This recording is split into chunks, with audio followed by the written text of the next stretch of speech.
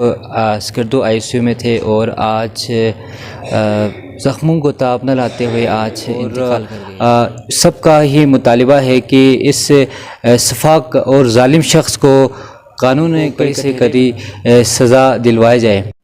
السلام علیکم، میں ہوں عاصم آجانی۔ کچھ ہفتہ قبل میں نے ایک ویڈیو بنائی تھی RHQ ہاسپٹل میں، جہاں کونس میں دو گروپوں کے مابین جھگڑا ہوا تھا، جس کے بعد ایک بزرگ شخص کو شدید تشدد کا نشانہ بنایا اور وہ بزرگ اسکردو ICU میں تھے اور آج زخموں کو تاب نہ لاتے ہوئے آج انتقال کر گئے ہیں۔ اس افسوسناک واقعے میں ہم لواحقین سے اظہار تعزیت بھی کرتے ہیں۔ اس وقت میں لواحقین کے ساتھ موجود ہوں اور میں ان سے جاننا چاہوں گا کہ اتنا بڑا جو حادثہ ہوا، سانحہ ہوا، اور جو بزرگ ہے وہ زخموں کو تاب نہ لاتے ہوئے اسکردو RHQ ہاسپٹل میں اتنے عرصہ یہاں پر ایڈمٹ رہ کر یہاں پر آج انتقال کر گیا ہے، تو ان سے میں جاننا چاہوں گا کہ ان کے کیا مطالبات ہیں، اس حوالے سے ان کے عدالتوں سے، قانون نافذ کرنے والے اداروں سے کیا مطالبات ہیں۔ السلام علیکم۔ وعلیکم السلام۔ سب سے پہلے آپ سے اظہار تعزیت کرتا ہوں کہ ایک بڑا افسوسناک واقعہ پیش آیا اور جو بزرگ اس دار فانی سے انتقال کر گئے۔ ہم آپ سے اظہار تعزیت بھی کرتے ہیں۔ آپ بتائیے گا کہ کیا مطالبات ہیں آپ کے؟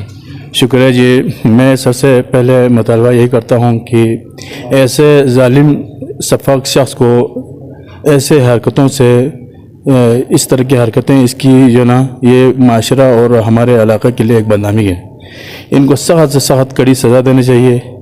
اور میں قانون نافذ کرنے والے ادارے، خصوصاً سیاسی نمائندے اور مذہبی علماء کرام، آپ سب سے گزارش کرتا ہوں ایسے سفاک شخص اور ظالم لوگوں کو ان کے سر پہ ہاتھ نہ رکھیں۔ اگر ایسے اگر ان کے سر پہ ہاتھ رکھ کے اگر ان کو دوبارہ موقع دیا جائے گا تو ہمارے معاشرے میں امن اور انصاف مشکل ہے۔ لہٰذا ہماری دعا ہے کہ ہماری جو بھائی ہے، میرے بھائی ہے، اس کو جنت میں اعلیٰ مقام ادا کرے۔ ماہ محرم میں اس کے اوپر بہت زیادتی کی ہے اور یہ ظالم یہ پہلی دفعہ نہیں ہے، اس سے کئی دفعہ پہلے بھی اس نے اس طرح کی دھمکیاں بھی دی ہیں لوگوں کو قتل کرنے کے لیے باقاعدہ۔ ہم خود اس کے چشم دید گواہ بھی ہیں، لوگوں کے اوپر بہت ظلم بھی کیا ہے۔ آج اللہ تعالیٰ نے اس کو پکڑ میں لیا ہے، تو ہماری گزارش ہے جس کا ان سے وہ ہے، جن کا واسطہ ہے، اللہ تعالیٰ آپ لوگ کو ہم دعائیں کرتے ہیں کہ ایسے ظالموں کو کڑی سے کڑی سزا دلوائے۔ بڑی مہربانی۔ میں آپ میڈیا والوں کا بھی بہت بہت شکریہ ادا کرتا ہوں کہ آپ لوگوں نے بھی بر وقت آواز اٹھایا اور اس کو کافی ہمیں حوصلہ افزائی ملی ہے۔ شکریہ جی۔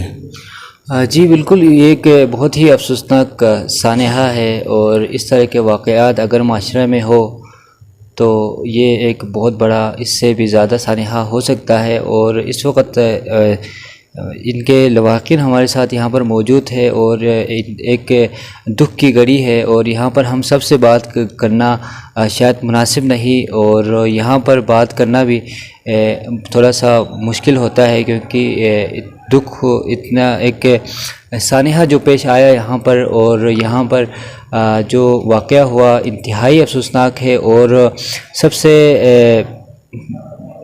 جو یہاں پر یہ اگر بتاؤں تو ناانصافی نہیں ہوگی کہ ہاسپٹل انتظامیہ نے جب جو بزرگ کو یہاں ICU منتقل کیا تھا، اس دوران اس شخص کو بھی یہاں ایک ہفتہ وہاں سرجیکل وارڈ میں رکھا۔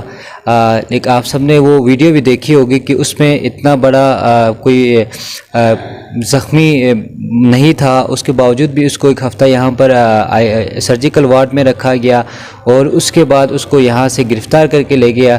لیکن یہ ابھی تک واضح نہیں ہوا کہ گرفتاری کے بعد اس کو قانون کے کٹہرے میں لایا ہے یا نہیں۔ اب یہاں پر ایک سوال اور یہ بھی ہوتا ہے کہ یہ جس طرح سے انہوں نے بہمانہ تشدد کیا، اس کے بعد جو بزرگ اس دار فانی سے انتقال کر گئے ہیں، تو قانون سے یہ سوال ہے کہ کیا ان کے لواحقین کو انصاف ملیں گے؟